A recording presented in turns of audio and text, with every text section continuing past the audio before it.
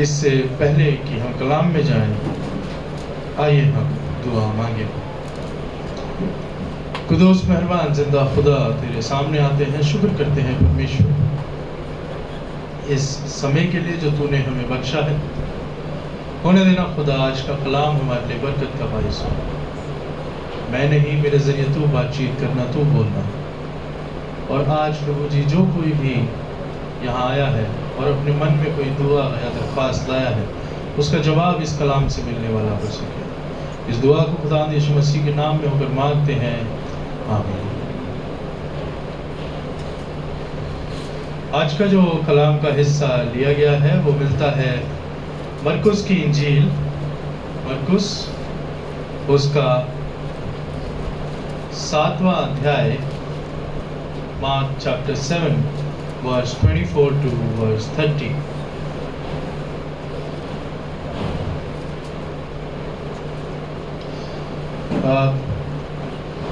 आप में से यदि अगर किसी को भी किसी के घर पे अगर एक एनवेलप आए और उस एनवेलप के अंदर ये चिट्ठी आए कि आपके दूर के कोई फूफा हैं, बहुत दूर की रिश्तेदारी के कोई फूफा जी हैं, और वो जो है वो गुजर गए और अपनी सारी जायदाद आपके नाम करके चले गए,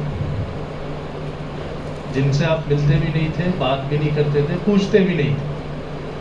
बस वो आपका नाम जानते थे, आप उनका नाम जानते थे, और उनकी वसीयत आपके नाम हो गई। तो आप उसे एक्सेप्ट करेंगे या रिजेक्ट करेंगे? हैं? कोई है जो रिजेक्ट कर देगा? हैं? दूर के फूफा की पूरी गाड़ी, बंगले, नौकर चाकर, कोठी, खेत खलिहान सब, आप मंडे सुबह उठे और चिट्ठी में देख रहे हैं कि वसीयत आई है, सब कुछ आपके नाम कर गए। तो आप एक्सेप्ट करेंगे या रिजेक्ट करेंगे? सब एक्सेप्ट करेंगे। मेरे भी आएगी, मैं भी एक्सेप्ट ही करूंगा, है ना? पर ना आपने उनके लिए कुछ किया, ना वो आपको ठीक से जानते थे, तो क्या आप डिजर्व करते थे कि वो सब आपको मिले? डिजर्व नहीं करते थे, पर अगर मिल जाए तो बुराई क्या है? ये है अनुग्रह, जिसे कहते हैं ग्रेस। ये आपको ऐसे ही मिली, आप इसे डिजर्व नहीं करते और ना आप इसके लिए कुछ आपने किया, पर ये आपको खुदा ने दे दी। ये क्या है? ग्रेस, अनुग्रह। जो मरकुस की, इसकी थोड़ी सी वॉल्यूम कम करें, थोड़ी सी माइक वाली बस 4 पे कर दो, 4 है उधर, 4 ठीक है। हाँ, मरकुस की इंजील उसका जो 7वां अध्याय है, इसकी जब आप 14 से 23 आयत को देखेंगे तो वहाँ एक हेडिंग है मनुष्य को अशुद्ध करने वाली बातें। मनुष्य को अशुद्ध करने वाली बातें। और जब आप 24 से लेकर 30 आयत पढ़ेंगे तो आप वहां पर देखेंगे कि एक औरत है जो प्रभु यीशु मसीह को अप्रोच कर रही है, ठीक है। जिस जगह पर ये इंसिडेंट हो रहा है, जिस जगह पर ये सीन हो रहा है, वो पहली आयत में लिखा है, फिर वो वहां से उठकर सूर और सैदा के देश में आया। सूर और सैदा को इंग्लिश में कहते हैं टायर एंड सिदोन। टायर और सिदोन जो है इजराइल के बाहर का एरिया है। ये इजराइल के अंदर का एरिया नहीं है, आज की डेट में भी है, सीरिया में है, ठीक है। तो ये जो इलाका है, इधर जो भी लोग रहेंगे वो गैर यहूदी होंगे, और गैर यहूदी लोग यहूदियों की दृष्टि में अशुद्ध हैं। गैर यहूदी लोग यहूदियों की दृष्टि में क्या थे? अशुद्ध। तो पिछले पैसेज में ये बात हो रही है कि इंसान को क्या अशुद्ध करता है? तुम अंदर से अशुद्ध होते हो। और जो हम आज का कलाम का हिस्सा लेकर आए हैं वो कहता है प्रभु यीशु मसीह उन लोगों में जाके काम कर रहा है जो अशुद्ध गिने जाते हैं। ठीक है, we read about uncleanliness from inside in chapter 7 verse 14 to 23, but here we read uncleanliness from outside. एक बाहर की जो अशुद्धता है वो हम यहाँ पर देखते हैं। सूर और सैदा के बारे में मैंने आपको बता दिया कि सूर और सैदा जो है इज़राइल के बाहर का इलाका होता था। तो जो भी लोग यहाँ रह रहे हैं वो लोग गैर यहूदी हैं और एक यहूदी की निगाह में वो अशुद्ध कहलाएंगे। अब 24वीं आयत से हम इस पैसेज को पढ़ना शुरू करेंगे। बहुत ही इंटरेस्टिंग पैसेज है और कंट्रोवर्शियल पैसेज है और इसको आयत बाय आयत हम देखेंगे और समझने की कोशिश करेंगे कि परमेश्वर का अनुग्रह और इस पैसेज का क्या रिश्ता है। 24वीं आयत कहती है, फिर वो वहाँ से उठकर सूर और सैदा के देश में आया और एक घर में गया और चाहता था कि कोई ना जाने, परंतु वो छिप ना सका। प्रभु यीशु मसीह ऐसा ही है। पूरी दुनिया में किसी भी देश में अगर आप चले जाएंगे, किसी भी रूप में आपको क्रिश्चियनिटी मिल जाएगी, चाहे तो बहुत कम लेवल पे होगी, चाहे वो बहुत बड़े लेवल पे होगी। लेकिन प्रभु यीशु मसीह पूरे इतिहास में किसी भी देश में किसी भी जगह पर कभी भी छिप नहीं पाया है। कैसे ना कैसे कहीं ना कहीं से वो मिला। हर जगह आप प्रभु यीशु मसीह को पाएंगे। अब जब वो ऐसी जगह जाके कोशिश कर रहा है कि छिप जाए, लोग उसके पास ना आए, तो मुझे ऐसा फील हुआ इस आयत को पढ़ के कि यीशु मसीह शायद छुट्टियों पर गए होंगे, वेकेशन लिया होगा। ये उसकी ह्यूमैनिटी को दर्शाता है कि प्रभु यीशु मसीह कुछ टाइम के लिए चाहते होंगे कि अभी मेरे को लोगों से नहीं मिलना है। इज़राइल में वो कहीं भी घूमेंगे, कहीं ना कहीं से भीड़ उन्हें पकड़ लेगी, तो उन्होंने कहा ऐसी जगह जाओ जहाँ कोई जानता ही ना हो सकता है, मैं ये कयास लगा कि यीशु मसीह ने कहा कुछ दिन के लिए मैं विश्राम करना चाहता हूँ, छुट्टी लेना चाहता हूँ, या मेरे को ये लोगों से बात नहीं करनी है, क्योंकि ये तो सिर्फ अपने ट्रेडिशन और अशुद्धता की बातों में लगे हुए हैं। लेकिन प्रभु यीशु मसीह वहाँ भी पहुँचे हैं तो वहाँ पर भी एक स्त्री उन्हें ढूंढ लेती है। 25वीं आयत कहती है, और तुरंत एक स्त्री जिसकी छोटी बेटी में अशुद्ध आत्मा थी, उसकी चर्चा सुनकर आई और उसके पांव पर गिरी। अब ये एक स्त्री है जिसको कहीं से तो पता लग गया कि यहाँ पर प्रभु यीशु मसीह आए हैं और वो इसको ढूंढते ढूंढते पहुँच गई। मत्ती की इंजील उसके 15वें अध्याय में भी आपको यही से इंसिडेंट मिलेगा। उधर लिखा है कि वो उसके पीछे पीछे दौड़ी चली आती है और जब ये स्त्री आ रही है तो ये स्त्री आके उसके पैरों पर गिर जाती है। अब जब वो गिर जाती है तो 26वीं आयत हम पढ़ेंगे। ये यूनानी और सुरुफिनीकी जाति की थी और उसने विनती की कि मेरी बेटी में से दुष्ट आत्मा निकाल दे। अब ये जो औरत है ये एक दफा में नहीं पहुंची है, ये बार बार प्रभु यीशु मसीह को रिक्वेस्ट करे जाए। और जब बार बार रिक्वेस्ट करी जा रही है तब जाके यीशु मसीह इसको सुनते। पहली दफा में इसको नहीं सुना गया, इसको बार बार रिक्वेस्ट करनी पड़ी है। मतलब पहला रिजेक्शन यहाँ पर। आप में से, आप जब मैं बोलता हूँ उसमें मैं भी आता हूँ, हम में से कितने लोग हैं जिन्हें अपनी जिंदगी में कोई भी चीज चाहिए होती है? सब लोग हैं। हम सब उसके लिए क्या करते हैं? दुआ मांगते हैं। हम कितनी बार दुआ मांगते हैं?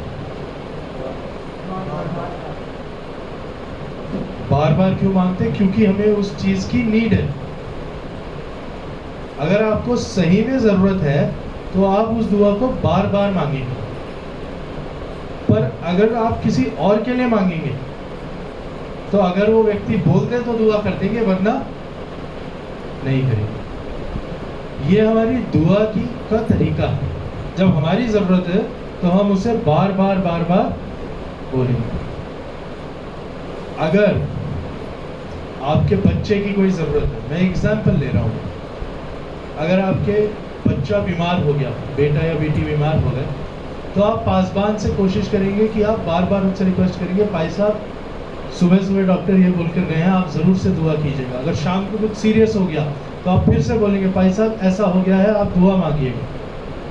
अगर आप अपने बच्चों के लिए रिश्ता ढूंढ रहे हैं, नहीं मिल रहा है, तो आप बार बार अप्रोच करेंगे। यदि आपके बच्चों को कोई प्रॉब्लम हो गई है, किसी और दिशा में चले गए हैं, तो भी आप बार बार उस दुआ को करेंगे। लेकिन खुदा कह रहा है जिसकी ज़रूरत है वो कब बोलेगा? जिसकी ज़रूरत है वो कब बोलेगा? क्योंकि जिसकी खुद की ज़रूरत होती है ना, उसकी इंटेंसिटी अलग होती है। जिसकी अपनी ज़रूरत होती है ना, जब वो ये रियलाइज़ करता है ना कि मुझे ये चीज़ चाहिए, और तब वो खुदा से रिक्वेस्ट करेगा, उसकी इंटेंसिटी अलग होती है। गुजरे दिनों विवेक विहार में आई थिंक 6 या 7 छोटे बच्चे थे जो हॉस्पिटल चलने की वजह से जिनकी डेथ हो गई। चर्च में हमने भी दुआ मांगी, लेकिन क्या हमारी इंटेंसिटी वही होगी जो उन माँ बापों की होगी?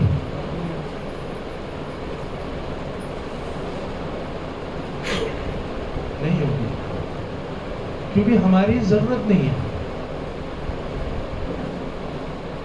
तो हम जब दुआओं की दरख्वास्तों को लाते हैं, तो अगर आप उसको मानते हैं इस तरीके से जैसे ये मेरी दरख्वास्त हो, तब वो दुआ खुदा कबूल करे, वरना वो फॉर्मेलिटी कि किसी ने बोल दिया पैर में चोट लगी है, आप दुआ कीजिएगा, हाँ दुआ करेंगे, आधे करते ही नहीं, और जो करते हैं वो एक फॉर्मेलिटी ना हो। इसीलिए इस औरत की इंटेंसिटी इतनी, क्योंकि उसकी अपनी बेटी है और उसमें लिखा है दुष्ट आत्मा है, तो वो यीशु मसीह के पीछे पड़ी हुई है कि परमेश्वर इस दुआ को सुन, मेरी रिक्वेस्ट को सुन। जब इतनी रिक्वेस्ट कर रही है, पहला रिजेक्शन क्या है? परमेश्वर पहली दफा में सुन ही नहीं रहा। फिर 27वीं आयत में प्रभु यीशु मसीह सुनते हैं, लेकिन जिस तरीके से वो सुनते हैं वो बहुत ही अजीब है। 27वीं आयत है जो सबसे ज़्यादा कंट्रोवर्शियल है और कंफ्यूजिंग, जो लैंग्वेज यहाँ यूज़ की गई है। अब यीशु मसीह से एक औरत है, अपनी बेटी के लिए रिक्वेस्ट कर रही है। यीशु मसीह जवाब क्या दे रहे हैं? क्या लिखा है वहाँ पे? 27वीं आयत कोई पढ़ दे। उसने उससे कहा, हाँ, पहले लड़कों को तृप्त होने दे, हाँ, क्योंकि लड़कों की रोटी लेकर कुत्तों के आगे डालना उचित नहीं है। अब ये कैसा जवाब है? आप परमेश्वर से रिक्वेस्ट कर रहे हैं कि मेरी ये ज़रूरत है, प्रभु यीशु मसीह बोल रहे हैं भाई लड़कों को तृप्त होने दे, क्योंकि लड़कों की रोटी कुत्तों को डालना। वो औरत की तो इंसल्ट हुई है ना यहाँ। वो रिक्वेस्ट कर रही है, मेरी रिक्वेस्ट सुन लो। प्रभु यीशु मसीह कह रहे हैं नहीं, ये जो रिक्वेस्ट है, कुत्तों के आगे रोटी नहीं डाली जाती। ये कितना ज़्यादा इंसल्टिंग है। ये ऐसा जवाब एक्सपेक्टेड है आपको यीशु मसीह से? आपको एक्सपेक्टेड है कि बोलेंगे लड़कों को रोटी कुत्तों को? आप अगर किसी से कोई चीज़ मांगने जाओ, आप अपने पड़ोसी से चीनी मांगने जाओ और वो क्या, रुक जाओ पहले मेरे घर के बच्चे खा ले, मेरी चाय बन जाए, उसके बाद कुत्तों को देनी है तो तुम्हें भी दे देंगे। या वो बोले कुत्तों को देना उचित नहीं। आपका पड़ोसी है, जब बाप अगर आपको दे दे तो क्या होगा? हाँ, झगड़ा हो जाएगा। भाई मना करना है, मना कर दो। ये क्या लैंग्वेज है कि लड़कों की रोटी कुत्तों को मत डालो? ये सेकंड रिजेक्शन है, बहुत ही सीरियस रिजेक्शन। आप अपने लिए दुआ कर रहे हैं कि खुदा मुझे नौकरी दे, नौकरी दे। खुदा कह रहा है लड़कों की रोटी कुत्तों को नहीं डालनी चाहिए।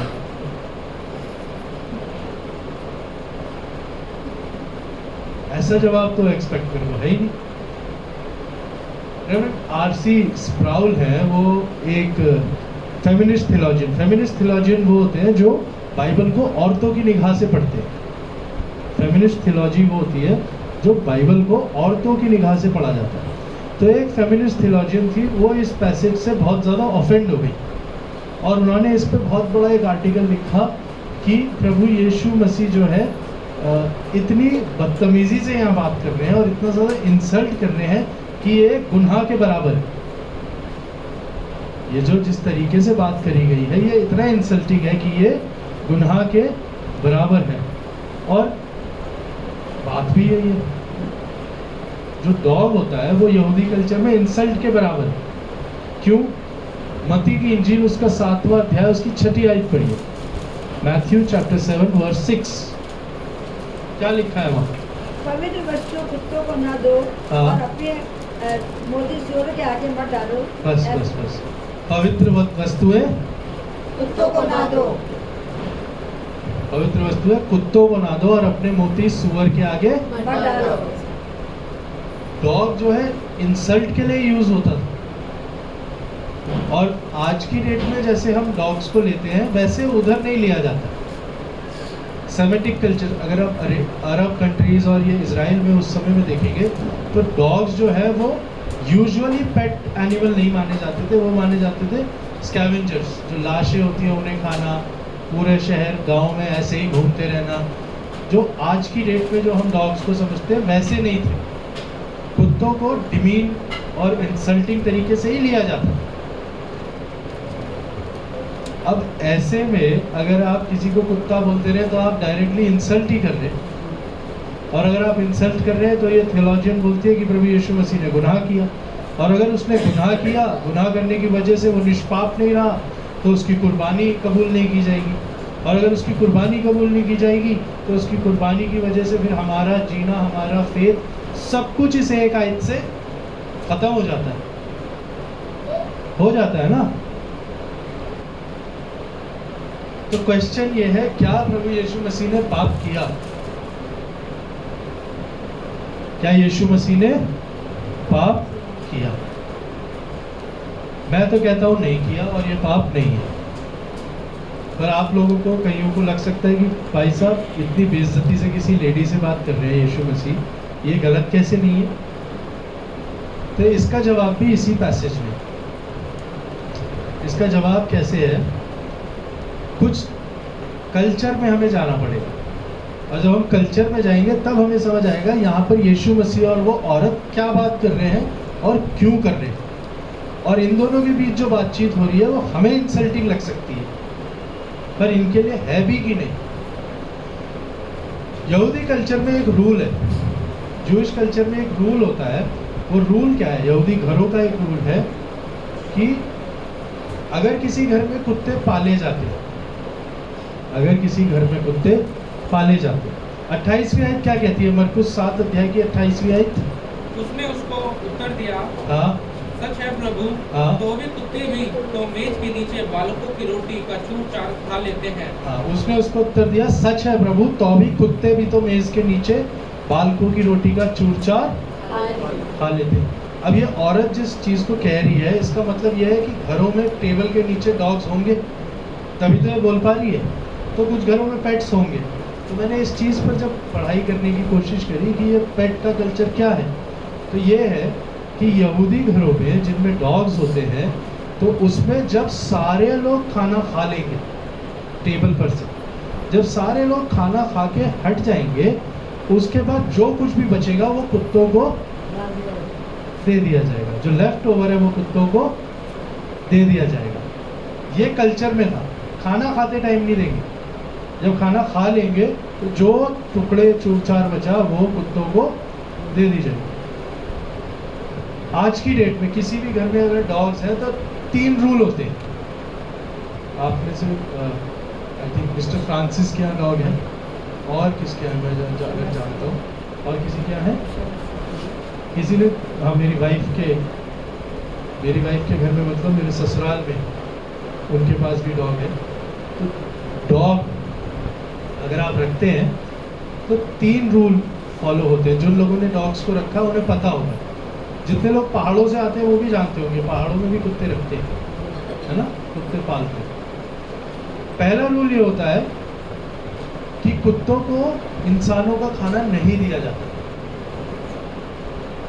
जो लोग डॉग्स को पालते हैं उन्हें पता है कि कुत्तों के लिए अलग खाना आता है ना, जो उनके लिए। आप अपने घर का खाना नहीं दे सकते हो, उसमें तेल है, मसाले हैं, मीठा है, डॉग्स को वो नहीं दे सकते आप। पहला रूल। दूसरा रूल ये है कि इस रूल को कोई नहीं मानता है। इस रूल को जिसके भी घर में अगर डॉग है, अगर आपने जिंदगी में कभी भी डॉग को रखा है, तो ऐसा हो ही नहीं सकता आप अपने घर का खाना उसे ना दें, है ना। आप उसे जरूर से देंगे। अब देंगे तो कोई भी ऐसा नहीं है जो अपनी डाइनिंग टेबल पे उसे खाना देगा। उसकी एक अलग जगह बनाई जाती है, वो वहीं पे खाएगा, वो टेबल पे नहीं खाएगा, ठीक है। क्योंकि अगर आप अपने डॉग को टेबल पे खाना देना शुरू कर देंगे, तो जितने लोग कुत्ते पालते हैं उन्हें पता है कि उसका अगर डिसिप्लिन एक बार बिगड़ गया फिर वो नहीं सुधरेगा, फिर उसे वहीं चाहिए खाना, और वो आपकी फिर टेबल पे ही आके खाना खाए। होता है ना, चिकन खा रहे, अब चिकन खा रहे, वो बेचारा देख रहा है, आपको पता है ये पूरा तो दूंगा नहीं, पूरा हड्डी बचेगी वो उसको दे दी जाएगी, लेकिन मेरी टेबल पे नहीं दी जाएगी, उसको उसकी जगह पर दिया जाएगा। कुछ लोग हैं जो इस रूल को भी नहीं मानते, कुछ लोग हैं जो इस रूल को भी नहीं मानते। वो क्या करते हैं, वो उसको जहां वो होंगे वहीं खिलाएंगे। है मेरे कुछ फ्रेंड्स हैं जो इतना प्यार से डॉग्स को रखते हैं कि बेड पे वो उनके साथ ही सोता है। वो अगर खाना वाना खा रहे होंगे, वो पास आ जाएगा तो वो उसको वहीं खिला देंगे। लेकिन कभी भी खाना खाने के बीच में कोई नहीं खिलाता। जब आप खाना खा लेंगे तभी आप उस कुत्ते को खाना देंगे। अब ये जो बातें मैं बता रहा हूँ ये रेलेवेंट क्यों है, ये आपको समझ आए। पहला कल्चरल रूल हमने सीख लिया कि जब सब लोग खा लेंगे उसके बाद ही कुत्ते को खाना दिया जाएगा, जूस। दूसरा जूस का जो हाउस होल्ड रूल है, जो घर में जो रूल माना जाता है, वो ये है, यहूदी पवित्रता को लेके बहुत ज़्यादा कॉन्शियस थे। अगर टेबल पे से कुछ खाना गिर गया तो एक यहूदी वापस उसे उठा के नहीं खा सकता। अगर आप खाना खा रहे हो और आपकी टेबल पे से खाना गिर गया तो यहूदी उसे वापस उठा के नहीं खाएगा। और खाना अगर चल रहा है और अगर टेबल पे से कुछ खाना गिर गया तो वो उस कुत्ते को अलाउड है कि वो खा ले। मेरी बात समझ आई आपको? ये कल्चरल डिफरेंसेस है, ठीक है। अब इन दोनों बातों को जब आपने समझ लिया है, तब आप जब इस आयत और इस कॉन्वर्सेशन को पढ़ेंगे तो आपको समझ आएगा ये एकदम नॉर्मल बात है जो यीशु मसीह और वो औरत कर रहे हैं। क्या बात कर रहे हैं वहाँ पे? यीशु मसीह कहते हैं लड़कों को तृप्त होने दे, क्योंकि लड़कों की रोटी लेकर कुत्तों के आगे डालना उचित नहीं। कि जब बच्चे टेबल पे खाना खा रहे हैं तो वो कुत्तों को खाना तब तक नहीं डाला जाएगा जब तक वो तृप्त ना हो जाए। और उसके अगली आयत जो सेकंड रूल है वो औरत रिपीट करती है। वो क्या बोलती है? वो कहती है सच है प्रभु, तो भी कुत्ते भी तो मेज के नीचे बालकों की रोटी का चूर-चार। तो ये दोनों कोई ऐसी बात कर रहे हैं जो अनकॉमन है? ये वो बात कर रहे हैं जो उस समय उस कल्चर में होती थी। अब हम आते हैं इंसल्ट के ऊपर। अगर इतनी ही इंसल्टिंग ये बात होती तो ये औरत कुछ तो हल्ला करती।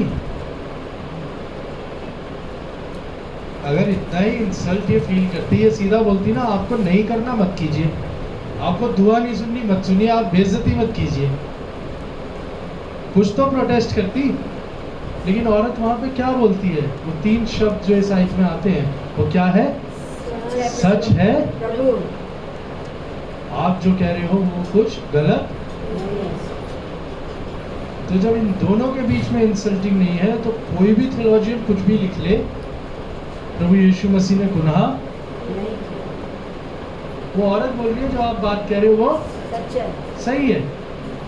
मैं जो हूँ, मेरा कोई रिजर्वेशन नहीं है इस टेबल पे। जिस टेबल पे आप बैठे हो, जिस टेबल पे आप खाने की बात कर रहे हो, मैं तो इनवाइटेड ही नहीं हूँ।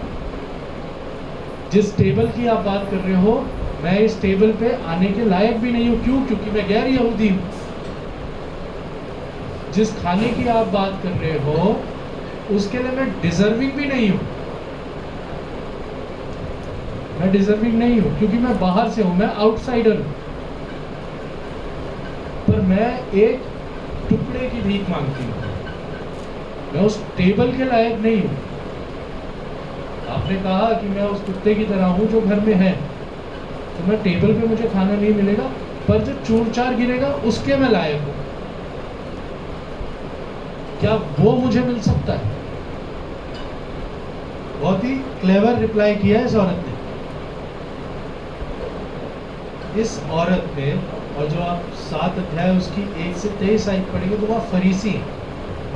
यहाँ पे ये औरत है। इसका जब कंपैरिजन देखेंगे तो आपको ये समझ आएगा। फरीसी यीशु मसीह से सवाल किया करते थे, क्या खाया जाए कि आदमी अशुद्ध हो जाए? ऐसा कौन सा खाना है जिसे खा के आदमी अशुद्ध हो जाता है? प्राइड में बोल रहे। प्रभु यीशु मसीह कहते हैं आदमी उससे अशुद्ध नहीं होता कि वो क्या खाता है, पर उससे अशुद्ध होता है जो उसके अंदर से निकलता है। ये प्राइड में है, डिबेट में लगे हुए हैं, ट्रेडिशन के अंदर इधर उधर टटोल रहे हैं। यहाँ एक औरत है जो बिल्कुल ही हम्बल, तो कह रही है परमेश्वर मुझे कोई मतलब ही नहीं, चूर चार ही मिल जाए तो वो बहुत है। क्योंकि जो मुझे मिल रहा है वो मैं उसको डिजर्व भी नहीं करती। अब 29वीं आयत में सुसमाचार है, खुशखबरी। क्या खुशखबरी है? उसने उससे कहा, हाँ। इस बात के कारण चली जा, हाँ, दुष्ट आत्मा तेरी बेटी में से निकल गई है। बस उसने उससे कहा इस बात के कारण चली जा, दुष्ट आत्मा तेरी बेटी में से। जितने भी यहूदी है ना, उनको माना जाता है वो बच्चे जो वो टेबल पे थे, इजराइट्स, क्योंकि वो खुदा की चुनी हुई कौम, ये मेरा निज भाग है। उसके अलावा जितने भी हुए वो सब उस मेज के आसपास घूमने वाले कुत्ते, जो उस घर में रह रहे हैं पर वो चीज डिजर्व नहीं कर रहे जो टेबल पे है। और हम सभी गैर यहूदी हैं, तो हम किस कैटेगरी में हैं? हम भी वही हुए, नॉन डिजर्विंग, टेबल के लायक नहीं है हम। लेकिन प्रभु यीशु मसीह जब आते हैं तो वो हमें एक इनविटेशन देते हैं। इनविटेशन कौन सा? प्रकाशित वाक्य 19 उसकी 6 से 9 आयत। प्रकाशित वाक्य 19 उसकी 6 से 9 आयत। फिर मैंने बड़ी भीड़ का सा और बहुत जल का सा शब्द और गर्जन का सा बड़ा शब्द सुना, हालेलुया, क्योंकि प्रभु हमारा परमेश्वर सर्वशक्तिमान राज्य करता है। आओ हम आनंदित और मग्न हो और उसकी स्तुति करें, क्योंकि मेमने का विवाह आ पहुंचा है। हम इनवाइटेड है कहाँ पर? आगे पढ़िए। मेमने का विवाह आ पहुंचा है और उसकी दुल्हन ने अपने आप को तैयार कर लिया है। हाँ। उसको शुद्ध और चमकदार महीन मलमल पहनने का अधिकार दिया गया, क्योंकि उस महीन मलमल का अर्थ पवित्र लोगों के धर्म के काम है। आगे बढ़िए। तब स्वर्गदूत ने मुझसे कहा, ये लिख कि धन्य वे हैं जो मेमने के विवाह के बोझ में बुलाए गए हैं। धन्य वे हैं जो मेमने के विवाह के भोज में बुलाए गए। हमारी कंडीशन ये है कि हम उस टेबल की चूर चार के लायक नहीं है। पर प्रभु यीशु मसीह आपको किधर इनवाइट कर रहे हैं? उस मेमने के विवाह के पूरा दस्तरखान आपके लिए बिछाया गया है। आपको कहां से उठा के कहां पर क्या हम उस लायक हैं कि हमें बुलाया जाए उस भोज पे या उस दस्तरखान पे? क्या हमारी कुछ ताकत है, लियाकत है कि हम उस जगह पर बुलाए जाएं?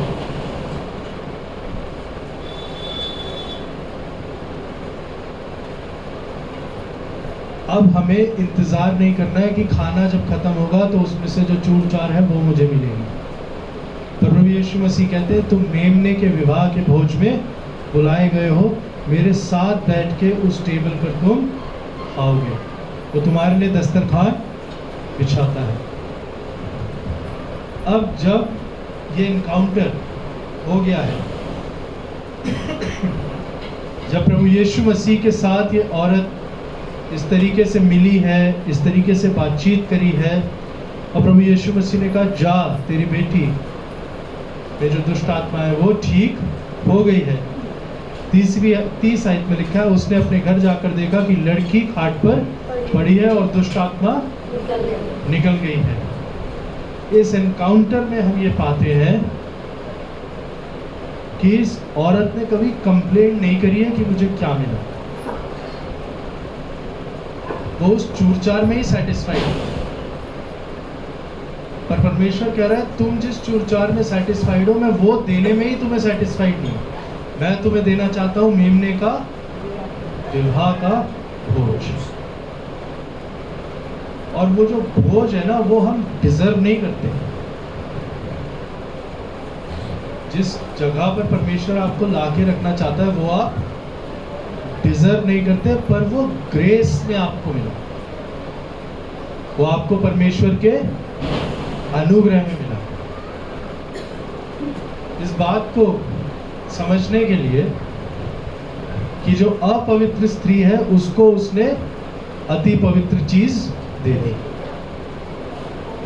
वो जो अनहोली है उसको परमेश्वर ने सबसे होली चीज दे दी। Jesus gave to the unclean that which is Holi.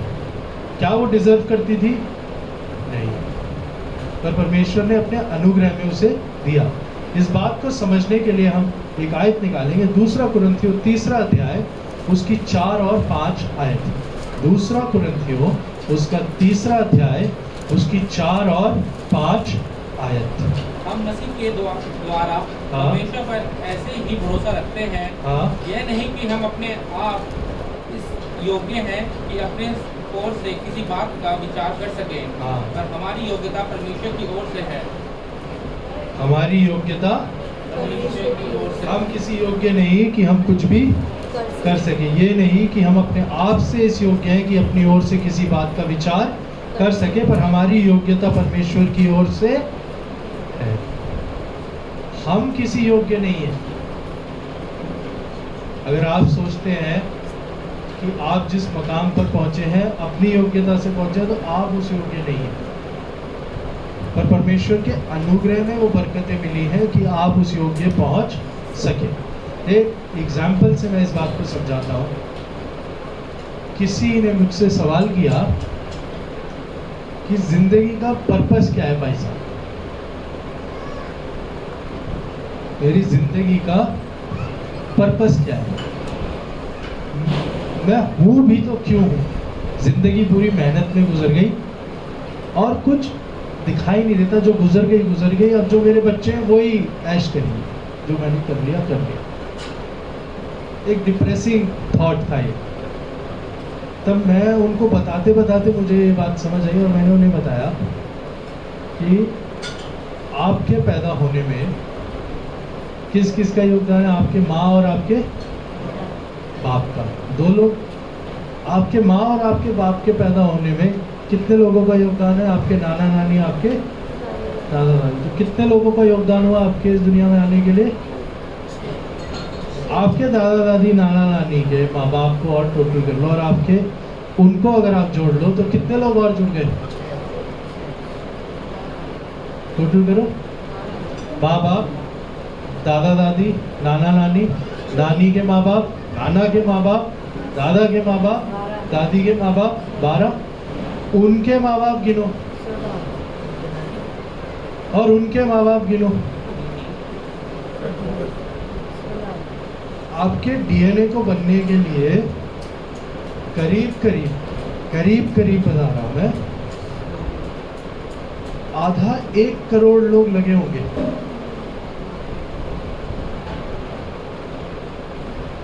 Generation गिनना पीछे तक शुरू करोगे तो उसे यूं 2 करते हुए ऊपर तक जाओगे तो एक सिर्फ आपके पैदा होने के लिए 1 करोड़ लोगों का सही समय पे, सही जगह पे, सही रिश्ते से मिलना, और फिर उनके बच्चे, फिर उनके बच्चे, उनके बच्चे, करते करते करते करते एक आप पैदा हुए।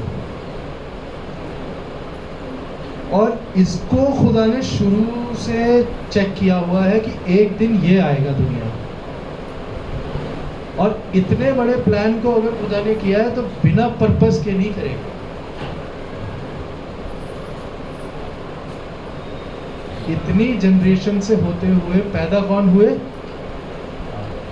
और उसमें भी जब मेडिकल साइंस के वो जानते हैं करीब करीब 1 से 1.5 लाख स्पर्म्स होते हैं, उसमें से एक ही है जो फर्टिलाइज होगा। उस सब में भी कौन है? आप। ये बिना पर्पस के हो जाएगा। तो आपकी कोई ताकत नहीं है कि आप इस दुनिया में भी आ जाते। आपकी कोई ताकत नहीं है कि आप यहां तक पहुंच पाते। पर परमेश्वर के अनुग्रह में आपको यह मौका मिला है कि इस जिंदगी को आप देख पाए। और जब आप इस जिंदगी को देख पा रहे हैं तो ये परमेश्वर के किससे मिली है? अनुग्रह से। आपकी कोई योग्यता नहीं है कि आप जिंदा भी होते। इस बात को आखिर में एक आयत पढ़ के मैं खत्म करूंगा। 2 कुरिन्थियों 12 अध्याय उसकी 9 आयत। 2 कुरिन्थियों 12 अध्याय उसकी 9 आयत। यहाँ पर क्या लिखा है मैं पढ़ता हूँ, आप सब अपनी बाइबल में निकाल लें। पर उसने मुझसे कहा, मेरा अनुग्रह तेरे लिए बहुत है, क्योंकि मेरी सामर्थ निर्बलता में सिद्ध होती है। इसलिए मैं बड़े आनंद से अपनी निर्बलताओं पर घमंड करूंगा कि मसीह की सामर्थ मुझ पर छाया। मैं हमेशा से ही निर्बल था, मैं निर्बल हूँ, निर्बल ही रहूंगा। मेरे अंदर कोई ताकत नहीं है कि मैं कुछ भी कर सकूं, लेकिन उसका जो अनुग्रह है वो मुझे निर्बलता में सामर्थ देता है। आप में से जो भी डिप्रेस्ड हैं, जो भी दुखी हैं, जिनके मन में कोई दुआ है, जो ये सोचते हैं कि खुदा मैं करूं क्या, आगे होगा कैसे, क्या चलेगा, कैसे ज़िंदगी आगे बढ़ेगी। पहली चीज़, क्या आप परमेश्वर से बार बार मांग रहे हैं? और लेजिट चीज़, ये नहीं कि बार बार मांग रहे हैं कि मेरे पड़ोसी की टांग टूट जाए क्योंकि मुझे वो पसंद है। ऐसे नहीं होता। जो चीज़ आपके लिए नहीं बनी है वो आपको मिलेगी नहीं, पर जो चीज़ आपके लिए बनी है परमेश्वर जानता है वो उसे ज़रूर देनी है। ये मांग रहा है। मैं परमेश्वर से मांग रहा हूँ, परमेश्वर मुझे नौकरी दे, मुझे नौकरी दे, मुझे नौकरी दे। परमेश्वर ने मेरे को नौकरी कॉलेज में या किसी सेकुलर जगह पर दी नहीं, मुझे चर्च में दी। मुझे वो दिया जो मेरे लिए सही है। मांगी मैंने क्या? नौकरी। पर मुझे ये नहीं पता मेरे लिए कौन सी नौकरी सही है। क्या उस शिद्दत से हम मांग रहे हैं? दूसरी चीज ये कि हम इस लायक नहीं है कि हमें कुछ मिल जाए। जो हमारे दूर के फूफा है ना, जो जायदाद भेज रहे हैं, उसी तरीके से ये जो जायदाद खुदा दे रहा है ना, हम इस लायक नहीं है कि हमें कुछ मिल जाए, पर परमेश्वर के अनुग्रह में हमें मिलता। कोई भी इंसान, मैं 20 साल पहले अगर किसी को भी बोल दूं, क्या उन्हें पता था कि आज जहाँ पर वो वहाँ होंगे?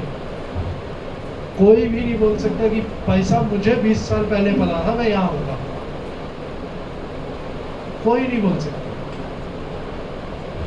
लेकिन फिर भी परमेश्वर के अनुग्रह में यहाँ तक पहुँचे हैं। तीसरी और आखिरी चीज कि आप निर्बल हैं और निर्बलताओं में अपने ज़िंदगी को जीते हैं, पर उन निर्बलताओं में भी जो सामर्थ मुझे मिलती है वो किससे? सिवाय और सिवाय यीशु मसीह। अगर आप उसकी ग्रेस को समझ पाएंगे तो आप ये समझ पाएंगे उससे आपकी ज़िंदगी चलती है। और अगर आप उस ग्रेस के अंदर अपनी ज़िंदगी को चलाएंगे और दीन रहेंगे तो जो चूर चार जिसके मैं लायक भी नहीं हूँ वो उसमें से उठा के आपको दस्तरखान पर बिठा दे।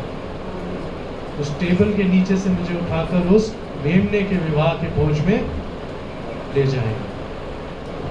तो हम में से जो भी आज परमेश्वर के आगे आए हैं उसके अनुग्रह को समझें और ये जानें कि मेरी निर्बलताओं में परमेश्वर का अनुग्रह मुझे सामर्थ देता है। खुदा मुझे और आपको इस कलाम से हिदायत से बरकत बख्शे। आइए हम दुआ मांगे। तो दोस्त मेहरबान जिंदा खुदा बड़ी हलीमी के साथ हम तेरे सामने आते हैं, शुक्र करते हैं तेरे अनुग्रह के लिए जो हम पर हुआ, उसके ज़रिए हम अपनी ज़िंदगी को बिताते हैं और उसी में हम अपनी निर्बलताओं में ताकत ढूंढते हैं। हम किसी लायक नहीं हैं, पर तू है जो हमें सिखाता है, बढ़ाता है, समझाता है। हम भले ही अपने मन में सोच ले कहाँ है खुदा, किसका खुदा, सब तो मैं अपनी मेहनत से करता हूँ, पर हम ये भूल जाते हैं कि इस दुनिया में अगर आए भी हैं तो वो भी परमेश्वर हमारे हाथ में नहीं था। हम जिस मुकाम तक पहुँचे हैं उस मुकाम तक पहुँचने की समझ भी हमारे हाथ में नहीं थी। जिस जगह तक हम परमेश्वर अपनी ज़िंदगी, अपने परिवार की ज़िंदगी को लाएंगे, उस योजना को करने की कुव्वत भी हमारे अंदर नहीं है। अगर तेरी अगुवाई है तो ज़िंदगी में सब सही होएगा। तेरे हाथों में हम अपने जीवन को, अपनी डिमांड्स को रखते हैं और इस दुआ को खुदा यीशु मसीह के नाम में होकर मांगते हैं। आमीन।